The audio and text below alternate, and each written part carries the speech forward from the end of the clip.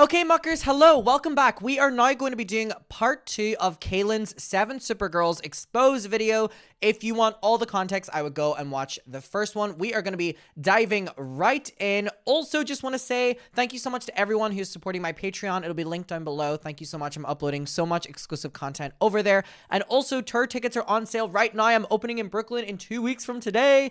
All right, let's get into it. I'm so locked in, it's crazy. 4 hours. So I don't know how to explain it to you guys other than the fact that he was so manipulative. Like, he was so good at manipulating, so good at gaslighting you, so good at like holding threats over our heads to the point that I almost feel like we were all, including our parents, like brainwashed. Like, so hard to explain if you didn't experience it because it seems so. And also, if it's all you know, number one, but two, he is fundamentally in control of your income and he's using that over your head and also just being super creepy in the process. Like, get out of there. But I feel like you have to also understand that this was like our jobs. We were making a lot of money. I think a big reason why a lot of us stayed. That was something I was confused. I was wondering how much they were making because if they're pulling in millions of views, you know, every single day for years on end, he was making a lot of fucking money. Things got weird was if they were making a lot of money, he was making even more. I think that was so hard to also give up. And at that point, it was like, does the risk outweigh the reward? Like, is it worth it to just deal with this shitty manager to, I don't know, to be in such a good position financially? When the channel went down for obvious reasons, all of our content got taken down. So all of our years of work were taken down. And for all of the girls that were on the channel and had left at that point, me and pretty much all the like quote unquote OG girls, that means we no longer got our residual income from those videos because we were supposed to get any dime that basically came in on our videos. We were supposed to get paid out. And it was a lot of residual income. So that was... I'd say that is actually a really big thing that I didn't even consider. How much they were owed. But because the channels were taken down and he's, you know, in prison, gone. A bummer, but at the end of the day, I don't really care because money's not everything and I would much rather him not have the opportunity to do what he did to another girl. Another thing that I wanted to mention is the threats that he would give us if we didn't talk in the Skype chat. We had a Skype chat. It was like a group chat with all the girls in it and him. And if we were not like talking in it every day, he would send like long paragraphs, novels about how awful we were, how fake we were, and how no sponsors would want to work with a group of girls who can't even seem to talk to each other. The fact he keeps hiding behind this sponsor thing is so terrifying because, again, being new in YouTube specifically back then, it's such a believable thing. The sponsors want it. The sponsors want this. They want you to be friends. They want you to wear this. They don't want you to do this. They don't want you to wear makeup. They don't want you to whatever. Like, obviously, now knowing what we know that there are fundamentally problems with that and huge issues. But back then, he was a little bit of an evil genius and fuck that man for using that because it obviously is bullshit. Things really started to like red flag. Like, this man is not, I was even gonna say who he said he is, but like he was who he said he was. But I look back and I regret not seeing it sooner. And I know my mom looks back and regrets not seeing it sooner as well. But he started to get so controlling. He did not want parents on set. If you know anything about child labor laws and children in the entertainment industry, it is law. It is law that if you have minors on a set filming for whatever the purpose may be, if you are making some form of entertainment and you have minors on the set, it is required by law that the parents are on the set. I also just want to mention, I don't think I touched on this, I think he got away with breaking the child labor laws because we were just a YouTube channel, so it wasn't it wasn't like it was an actual production, quote unquote. Which again is why I hope one day there's a huge lawsuit that changes this because these kids that are locked into fucking jobs being filmed by their parents every goddamn day are not under the minor laws of protection that film sets are whenever they're making equally the same amount of money. Pisses me off. When he would come into the U.S. to come on these work trips with us, he would tell the U.S. Customs that he was coming for vacation. So nobody knew that he was here making income. And we found that out after he got arrested. For a while, everyone's parents were allowed on the set. And then it got to a point that everyone kind of felt more comfortable and he was getting mad at the parents for being on the set because, like I said earlier, they would get in the background of videos. I don't even know if that was actually the reasons or if he just wanted us alone. My mom fought this tooth and nail. And also, that thing with the visa is crazy because I cannot imagine how much money he made within the U.S. and nothing was declared. The only reason my mom was allowed to be on the sets is because she was on that parents committee and helping with stuff with the channels and helping plan the trips and helping pick out the sponsored outfits, as I said before, and filming. So he let her for a while be on set all the time. She was there.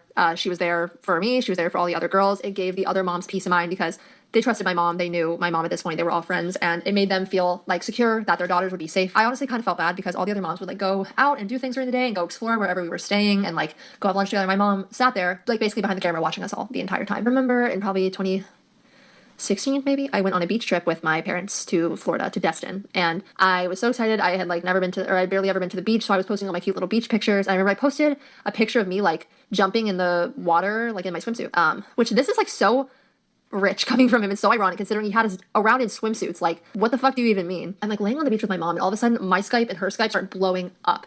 I told this on my TikTok as well. And he is like messaging us, telling us we need to get on a meeting with him right now. What could I have possibly done? Because anytime he messaged you like that, like a pit of anxiety would form in your stomach. Like you knew you were about to get fucking screamed at. We walk up from the beach. We like go all the way back to our beach house and we get dressed and whatever. And we go on this Skype meeting with him. And he proceeds to tell me that I need to take down everything I posted from the beach in a swimsuit right now. And I said, why? Mind you, keep in mind, I'm 15. Maybe. I don't even know how old I was. 14, 15? Young. He tells me that I cannot be seen on Instagram in a swimsuit because I'm way too skinny and the sponsors will not want to work with me because they don't want to work with someone who looks sick. And then What the fuck? What the fuck? Not only, number one, is that fundamentally probably just flat out a lie, but the fact that he's not giving these kids popularity issues with thinking they're older than what they are because at 16 you're too old, and now body issues? This old greasy British fuck? I should not show my body on Instagram because of how my body looks. Okay. And he made me take it down. He made me take down all of my posts, or he threatened me. He threatened me and told me that if I didn't take it down, I would never have an opportunity again and I would lose everything I worked for, which was a common theme. So that was crazy. This is another thing I wanted to touch on, is body image and the comfortability of not only this old man commenting on my body, but the people in the comments and also grown people commenting on my teenage growing body. I understand that some of these comments had come from a place of concern, but the amount of debate on my body online growing up as a child and teenager was actually insane. I'm a very skinny person. I'm well aware of this. Abnormally skinny, I would say. I look very, very thin. I've always looked very, very thin. People used to comment frequently and speculate whether or not I was struggling with an ED, which, like I said, comes from a place of concern, and I completely understand that and appreciate that. However, what I did not appreciate was the comments that I would get saying that I was an ugly skeleton and I looked like a bag of bones. This forum that I remember finding when I was probably 16 of somebody discussing YouTubers that they were worried about having an ED. And I came up on there, and this grown-ass woman, because I can see her profile, grown-ass woman, made an entire, think piece on me and said that we need to intervene and contact my parents because I look extremely sick and malnourished and like a bag of bones and like I could drop dead at any moment. And that it was hideous, as what she called it. I will put this... Now, again, extending the conversation to, we're now hearing a past story. This is currently happening, people. We currently have snark Reddits on family channels where they're talking about the kids in similar fashions. We have forums online. We have whatever. These parents are not protecting their kids. This out here right now, and I would give it 20 years and we'll have more of these videos. And ED. And if I was struggling with something like that, commenting on my body is not the way to go about it. Because again, I was a child. I was very tiny growing up, always underweight in my school assessments. My dad is 6'3" and very thin. My mom is 5'7" and very thin. I come by it genetically, but I also have struggled with, I have some chronic illnesses that make it a little bit harder for me to gain weight as well. And I did not know I had those at that point, but that's nobody's business.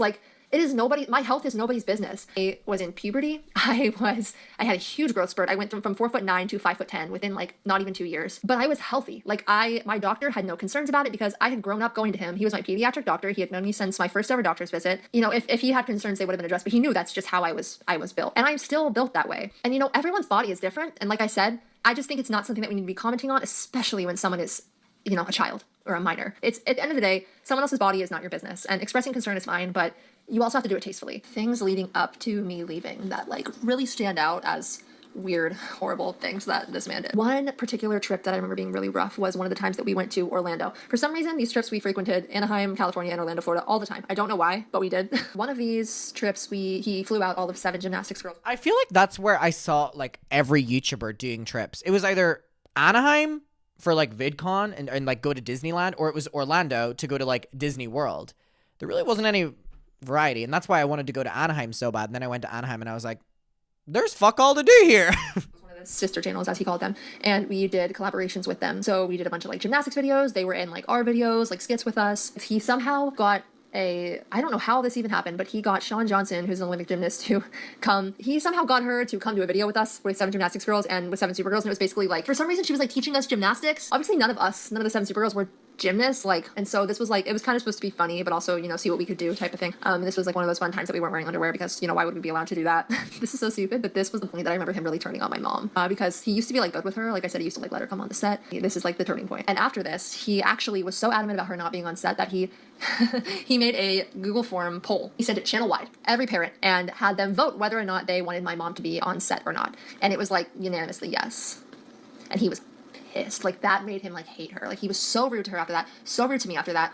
This is like when everything started to fall apart. Not from my personal experience and how I was treated on the channel. In this video with Sean Johnson, she had. It's because he doesn't have all the control then, but also he's not allowed to act in a way when the parents aren't there. It's so fucking gross. Like gymnastic skills, we were doing like warm-ups, basic skills, and like things that they, I guess, would like teach in a gym. And one of them was, I have no idea what the term for it is, but basically one person stands, you know, you like stand back to back and you guys like link arms and one person stands there and like folds forward and the other person is supposed to tuck and roll over their shoulders. I'm pretty sure there's like a term for it. I have no idea what it was. My mom kept like hesitating and being like, is this a good idea? Like they don't know what they're doing. And the only person teaching us how to do this was Sean Johnson. And like there's a bunch of us and one of her. So she's only able to like individually help one duo at a time. And I remember it was Nicole and I, we were like trying to figure out how to do it. And Nicole was like, let's just like send it. Let's try it. I can hear my mom in the background of this being like, this is not a good idea. Like, is this safe? I'm worried someone's going to get hurt. And he was getting so annoyed with her. He was like, everything's fine. Like she's trained, fighting with her about it. Wouldn't you know, Nicole and I tried it. She bent forward. I had no idea how to, mind you, I couldn't even do a forward roll. So like this was a little advanced for me. I had no idea how to properly roll myself. So she bent too far forward because she didn't know any better either.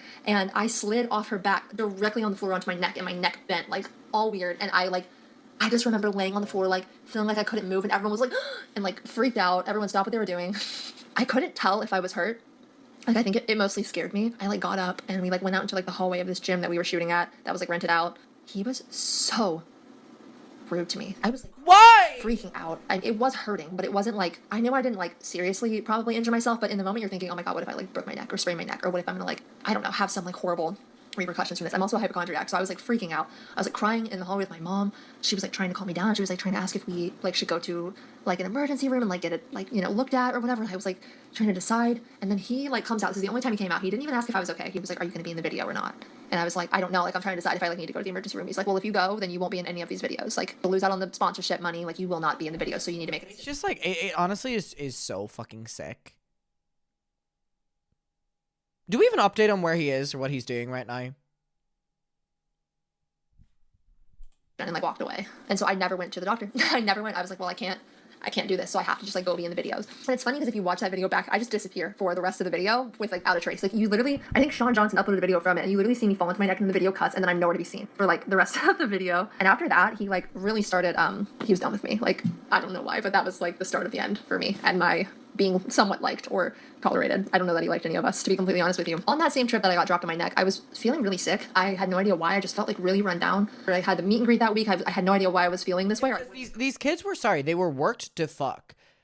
Uploading a video a week that you have to spend all week working on every single week for years, doing meet and greets, having these fucking trips where you have to go and work on them. They're kids. They are literally kids when this is happening. If I knew I was sick, I found out when I got home from the trip and I went to the doctor that I had mono. Really rough on me. I remember I was in so much pain. My back was killing me. My body was aching. My neck was still hurt. I couldn't like turn my head because my muscles were so sore. I was like near tears the entire meet and greet. I was so exhausted. I felt terrible. I kept asking like for a break. We were not allowed to take a break the entire meet and greet. One of the worst memories I have of filming. We were filming one of the mermaid videos, and the thing about those mermaid videos is they were like really uncomfortable to film with him there because not only are we like in a swimsuit, but also when you're in those mermaid tails, like you can't walk. Like there's like a fin that you put over your feet and then you slide the whole like tail thing over the fin. So you're stuck unless you take the whole thing off. Like there's no way for you to walk and you can't like take it off and then put it back on without taking off the whole entire getup, basically. And so we would like have to like hop around everywhere when we'd be filming, or like slide around or like try to like, I don't know, scoot around where we could like get places because we couldn't really walk. And this was like super awkward when we were trying to film with him. There was one video that for some reason we were like there was like a bowling alley in the mansion we were filming in. This is so first world problem. Jesus. But we were like filming in this mansion that he had rented for videos. We weren't staying there. We never stayed at these places, which I don't know why. Because there was like a shit ton of rooms. There was like a bowling alley in the basement and like all this like... It's also really interesting that they wouldn't stay there.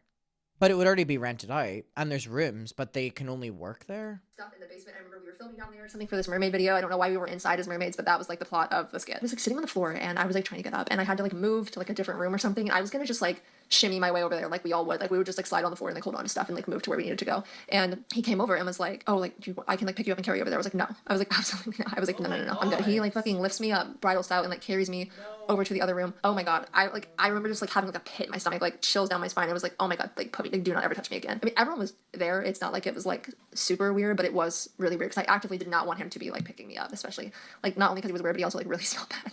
He really smelled bad. On that same trip, there was also an instance where we had to like get in this pool that was in the water, like the pool's not heated. The water was freezing cold. Like could not have been over 60 something degrees. Like I know that doesn't sound that cold, but when it's cold water and it's like not very warm outside, it's so cold. Like it was so incredibly cold. Like we were like dying. And we kept telling him like we don't want to get in here. Like it's freezing cold. It was like super windy and overcast. It was making me feel even colder than it was. Remember, this is the first time I ever cussed. He made us get in and I was like shivering. My fingers were turning blue. I get so cold so easily. So I was like dying in there and we were all like shivering. And I remember him screaming at us because we would like be shivering. He's like, stop shivering. Like we need to get the take. And he would like he would just be screaming at us. I remember after that I went in the bathroom and I was like cussing him out like to myself. I was like, fuck this guy, I fucking hate him. So I just remember like going on and on and on and on and on. On that same Orlando trip, we were doing a photo shoot with this photographer. We were doing like a new photo shoot for the little pictures we would autograph that people would get at the meet and greet. And this was like in the height of the no makeup rule. Like he was real serious about it at this point. I remember we took a group picture. I remember Emily got yelled at this day too for wearing makeup, even though I don't even know that she had makeup on. I just remember him yelling at her too. He pulled me aside after we took the photos and he was like reviewing them because we had like a photographer there, but he was like looking at them because, you know, everything had to be his way and he had to be in control. And he pulls me aside and he's like, I know what you did. And I'm like, what are you talking? Like, I don't know what I did because I literally didn't do anything. And he was insistent that I was wearing lipstick because my lips looked super red in the picture. And I was like, no, my lips just look like this. Like I was literally not wearing. It's such levels of having control over fundamentally everything to do with these kids' lives, like their money, where they travel, how much work they're doing, where they're staying, what they're putting on their body, what they're putting on their face, how they're dressing. Like it's so fucking sick and twisted, and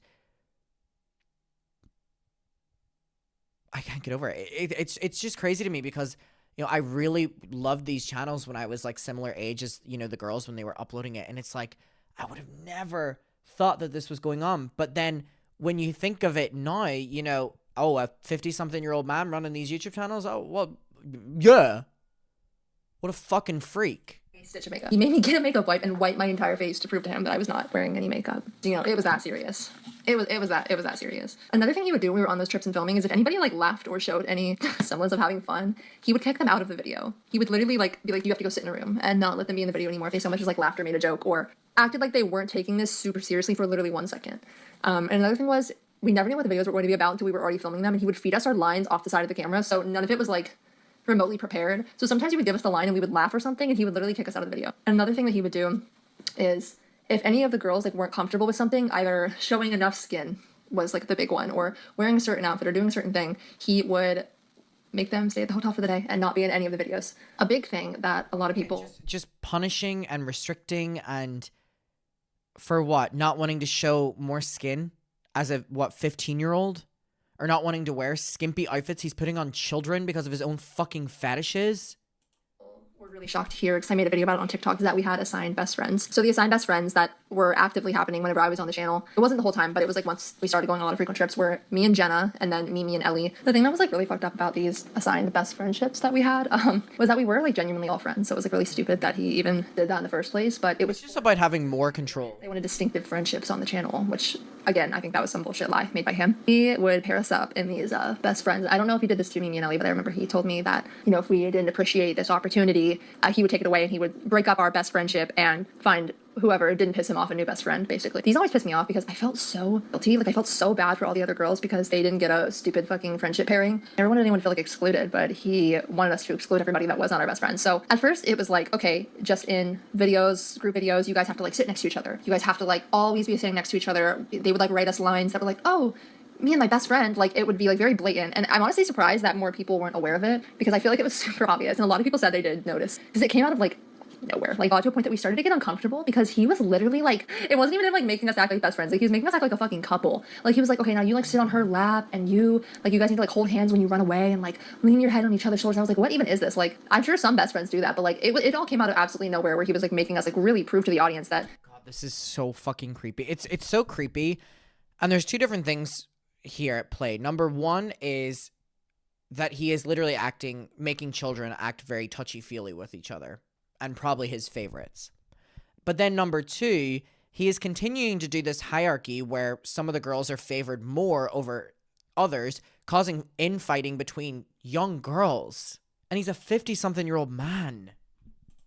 We were like the best friends. And it got to a point that if you were in a best friend duo, you were not allowed to post with anybody else on social media. Meaning us, teenage girls, were not allowed to post any photo with anybody else on our social media. Meaning no friends from like real life, like, you know, not SevenSuperGirls related. We couldn't post anything individual with any of the other girls. It had to either be a group picture or only our quote unquote best friend. Because he did not want us to think that we had any other people that could possibly be our best friend. Because, you know, there's just like no way in hell that someone has more than one friend. Our best friend. It got to the point that we weren't, I don't know about the other girls, but me at least, I was like not allowed to post anything on Instagram. He would like ask me to delete stuff all of the time. Anything that he didn't like, anything where I wasn't dressed appropriately for SevenSuperGirls, deleted, super controlled. And this was like my own personal social media. And at the same time, I think around 2016, I knew it was gonna be like my last full year. I knew I was gonna leave around my 17th birthday. Like I knew I couldn't do it anymore. And things were just getting really weird. And so I knew at the end of like the year that it was pretty much gonna be my last year. God, to be doing this from when you're like 14 to 17 is...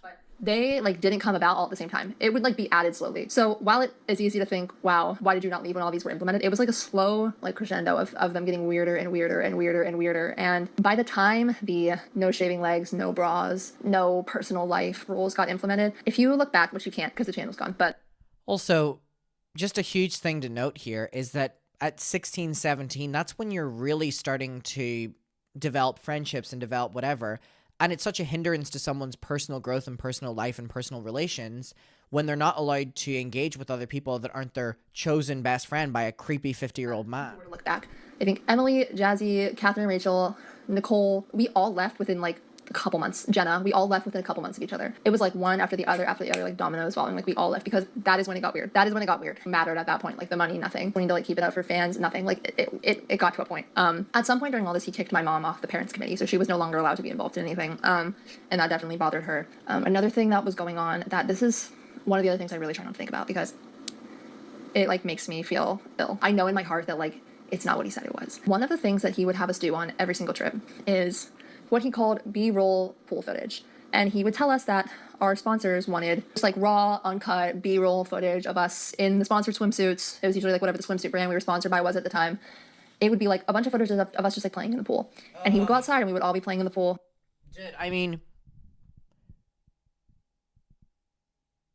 I wonder if when he was arrested, they like went through his files and went through his whatever. Can someone let me know that? Like, did they get his ass on all of this information as well? Because, like, where was he storing all of this? And just that within itself, what a creepy, fucked up man. And the fact that this channel started because he was hiding behind, he made it for his daughter. And he would film us. Always him, for some reason. And he would film us. He was filming it? He would like instruct us what to do, have us like go down water slides, whatever it was, do a handstand, like jump in the pool. And it was like for the sponsors to use in their advertisements. I don't think it was. I don't know what he was doing with that footage. It could be anywhere. I've never seen the footage. And that's why I feel in my heart that something was really off about that. And I remember that used to freak all of us out. And near the end, before we all left, we all started kind of putting the pieces together because he would do it every trip. If it was being used in an advertisement or being used for something, we would have seen it somewhere. And we never did. Like when we worked with the FinFun mermaid companies, like we saw our content on their, you know, on their social medias and in advertisements and things like that. And so that makes me feel really icky because I have a feeling it was like going somewhere really bad. The other thing that you have to like think about too is this was so unsafe. Not even just him and that entire thing, but our entire lives were plastered on the internet at a very young age. Like, thing about us, people figured out where we lived. I got doxxed at one point and my address got leaked and people would like come to my house. I remember people, like a giant group of people came to my house and were like ringing my doorbell for an hour. And my family and I had all the lights off and we were like hiding in a room because we didn't want them to know that we were home. Not that I don't want to meet people, but like that is like my home. Like I just feel like that's something you don't do. Even if it's someone famous or someone that you like to watch online, like you don't show up at their personal, like that's their like safe space, especially their childhood home. Like we've been through this before. You know, I had like stalkers, people sending things to my house, threatening me, people sending like gifts to my house. It wasn't like young girls that watched me, it was like weird men. I remember one of the biggest things that happened on the channel that it was astonishing that he did not care about. And there was a child, you know, that was basically just like deeply ingrained, like following all the channels. And he somehow found the address of every single girl on every sex channel. And he sent them mail. And the mail entailed, you opened it and there was like photos, you know, manipulated to look, it was like us on like very vulgar imagery. And then the entire letter was basically him just detailing everything he was going to do, such as our families, and very effed up. I never got a letter, and I thought that was super weird because I had a lot of views, and my address was very much on the internet, and oddly enough, after I left, I found the letter. It was while we were moving, and it got like mixed in with all the mail that came while we were in the process of switching home addresses. And I remember the thing that was so astonishing about that is how little Ian cared. He did not do anything to try to protect us. He was like... That's something as well, and that's something that with these channels that are not even predominantly, they are the children. They are the ones people watch for. There's no protection. People learn their daily routine. That's why, again, with like family vlogging, when you take your kid to the park every Tuesday, people can recognize, oh, you'll be there every Tuesday. Your kid will be there. They don't give a fuck about you. They care about the kid. These channels get millions, hundreds of thousands of views, whatever. You've got to know who's watching those videos. And the fact that you post them knowing that other people have gone through this and you choose it, you're a bad parent. Or a bad person if you're running, you know, these kind of channels.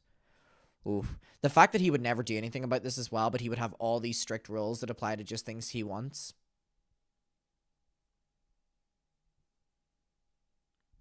Oh, makes me so mad. Like, super nonchalant about it. Didn't seem remotely worked up about it. Just told us to throw it away.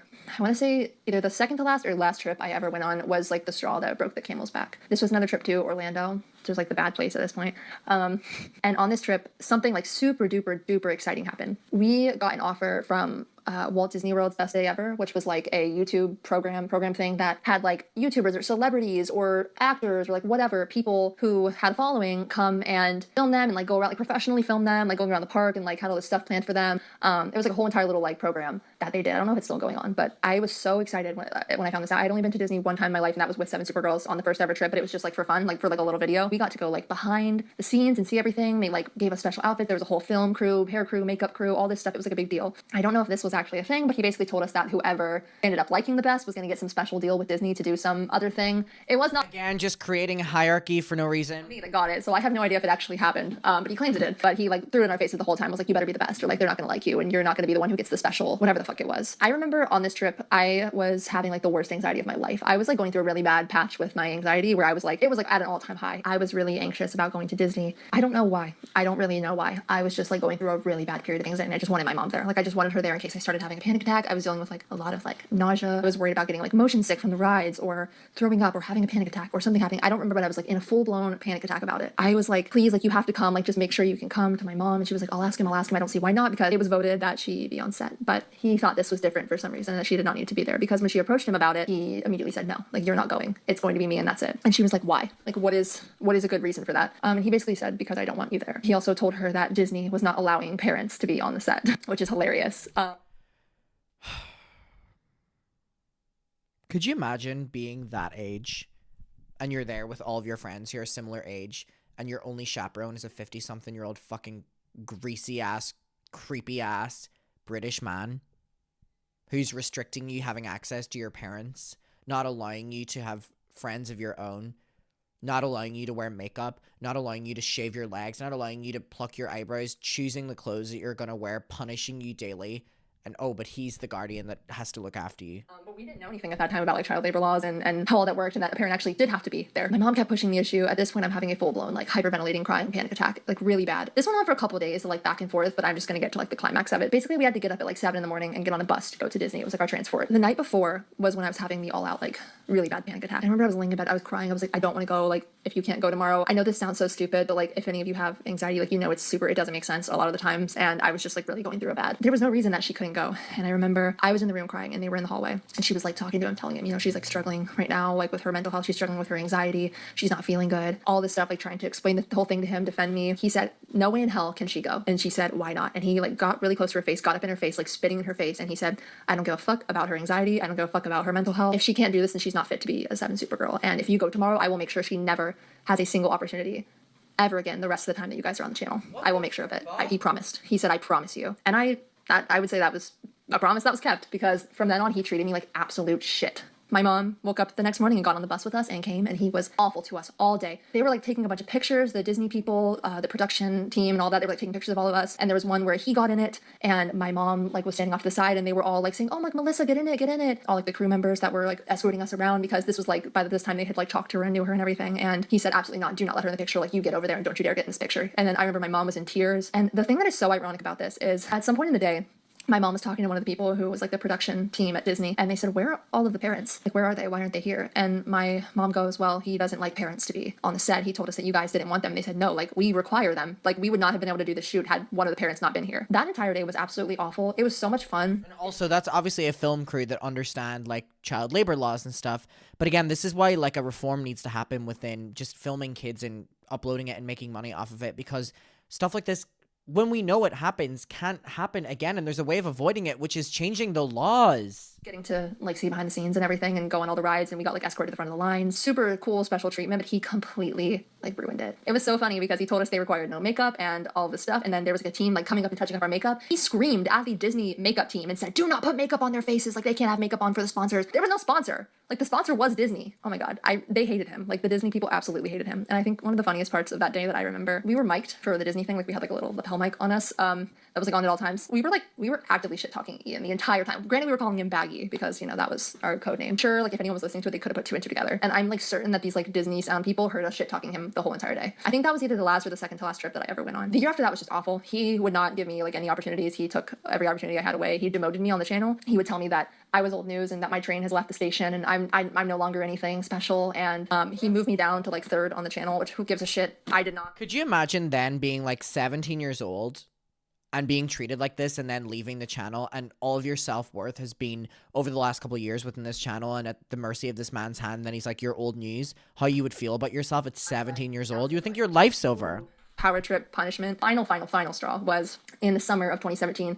I posted my goodbye video at the very end of July or like first week of August, I want to say. And I remember filming that was like the best day of my life, because it makes me sad to say that because it started off as something I truly like loved doing and wanted to do, and it ended like so negatively, which really sucks. I just remember being so excited to finally be able to be a normal teenager. Like I just wanted to cut my hair. I cut all my hair off when I left. I waxed my eyebrows. I shaved my legs.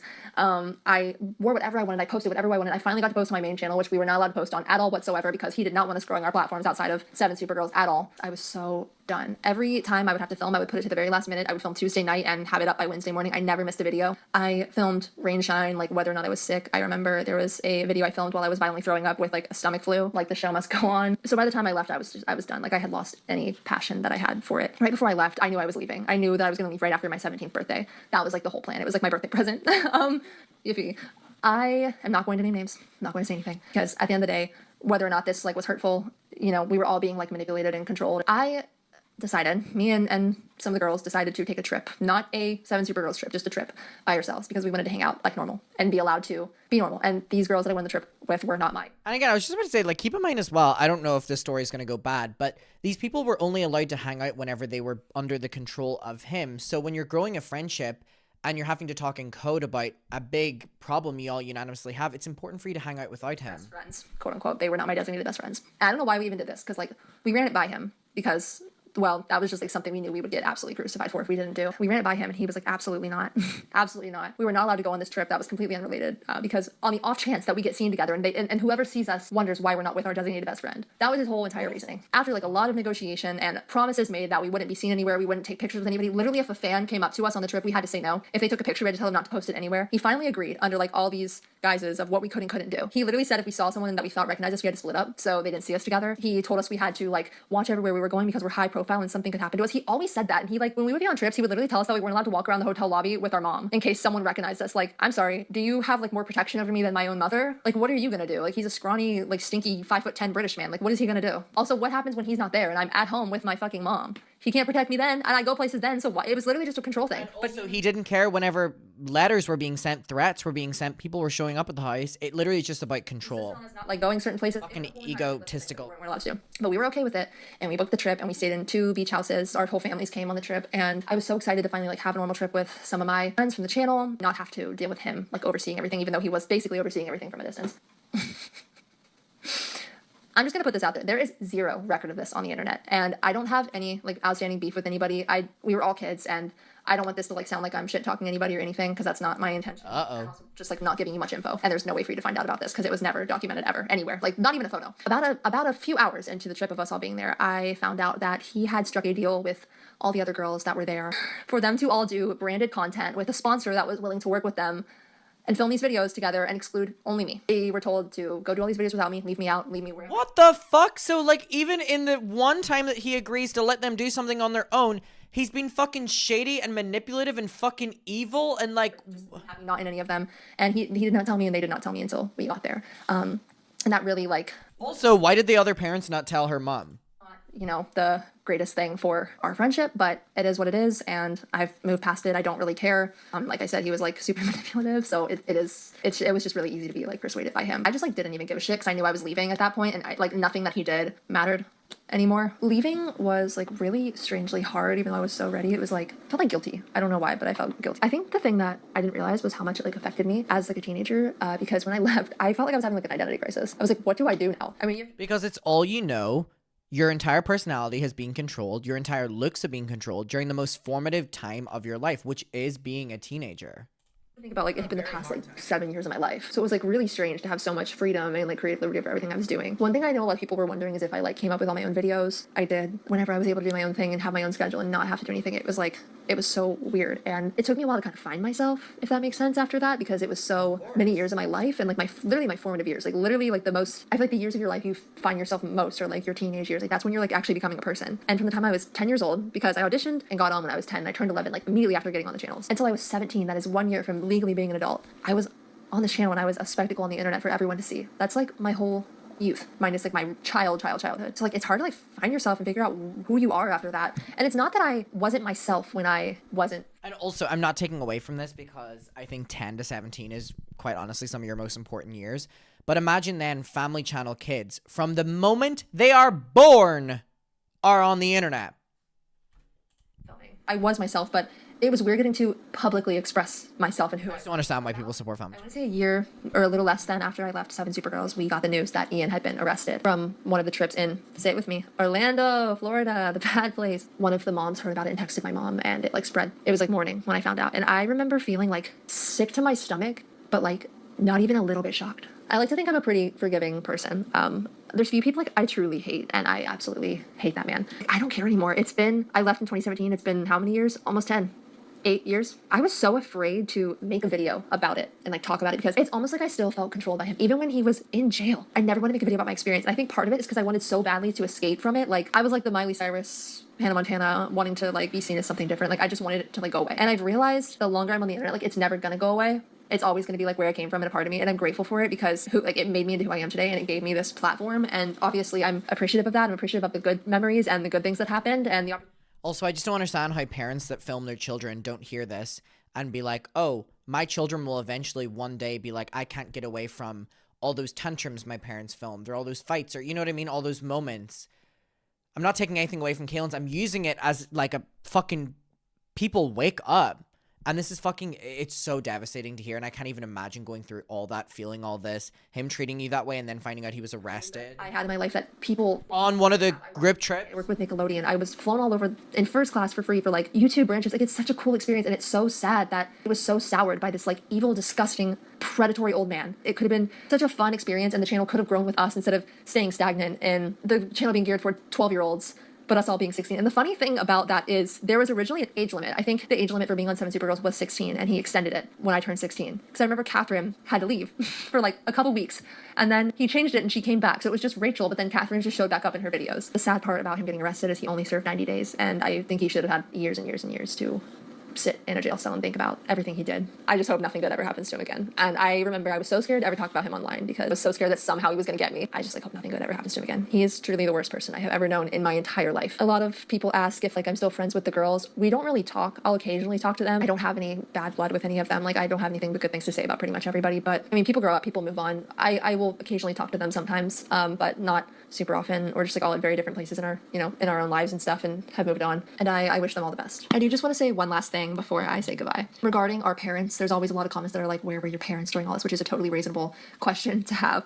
Back to what I talked about this in part 1, which is people will blame the parents, but we have to understand that it was a different time on the internet, and we know now what kids can get up to on the internet or the ramifications of it because we know now. We've had years to learn. And also, people give opinions on things and feel high and mighty because they know how things went bad. So obviously you can be like, well, why'd you do that? Because you know it went bad. So shut the fuck up. way earlier in this video. You guys know the full story, start to end. You guys know what happened. We did not. And everything I'm telling you in this video is over a span of years. Like, yes, it got really bad in a quicker amount of time near the end, which is when we left. There were years of being on this channel where nothing did happen, and we thought we knew this man to some extent, enough to know whether or not he was truly dangerous. And it wasn't until we were going on trips that it became more of a concern, because he couldn't jump through the screen and get us. We were just uploading videos. I can't even like begin to explain to you how manipulative this man was. He did everything in his power to turn us against each other. He did everything in his power to control us. He had all of us so scared of losing everything we had worked so hard for so long, that it was like we were all just like stuck. It felt like there was no out. This was our... Their financial situation was completely dictated by this man. And I think so many of our parents also wanted us to make this money for our futures. It's just not as black and white as it seems. So before you pass judgments, you have to understand that. And I don't think anyone will ever truly understand unless they lived it. It's like not something you can explain. It makes me sad as well that she's talking about her experience, but she's having to like justify, like, people don't attack me, you know, hear me out. That most people will never have to like go through or be in. There's things that I regret. There's things my mom regrets. There's things I'm sure every other girl can attest to regretting, or their mom regretting, or not. Stop putting the blame on these people and start putting the blame on that fucking freak. Sooner. And the other thing I wanted to say was, if you listen to this or have heard stuff about this and you feel like your childhood is ruined, if it's any consolation, our childhood was kind of fucked too, but we did genuinely like do it because we loved it for a long time, and it really didn't get bad until the end. And if it's any consolation at all, we were just a bunch of girls making videos because we wanted to make videos and we loved it. And hopefully you can take that out of this and know that even through it all, there was like genuinity and there was innocence. Like, It's also really sad that she has to say that. None of us had any malicious intent, and none of us were a part of anything bad going on. We just somehow were in an unfortunate situation. And even though it ended sour, it doesn't mean every part of it was bad. I'm trying to think if there's anything else. There definitely probably is, but I'm going to be doing a follow-up video to this of questions that you guys have that I may not have gotten to in this video. I asked you guys on Instagram. I have like a little chat there. Okay, wow. Yeah, it makes me really sad that, you know, she said that at the end. I can understand it, but her being like, if you feel your childhood has been, you know, affected by this because they were the ones that lived it. What a fucking freak. And the fact he only had to serve that amount of time in prison, I hope he is rotting right now. I hope he is rotting right now. I don't understand how he only served that amount of time whenever he pled guilty to what he pled guilty to, but then he also was in America making work and not declaring it. Isn't that enough that they lock people up for so long? Damn. This is really crazy because, again, I watched this channel when I was younger, and Kaylin was my favorite. I mean, shout out to her, and shout out to her parents, and shout out to everyone that was involved in this. Muckers, let me know, and let me know if you watched these channels when you were younger. I'll see you in my next one. I hope you're all doing very well, and goodbye.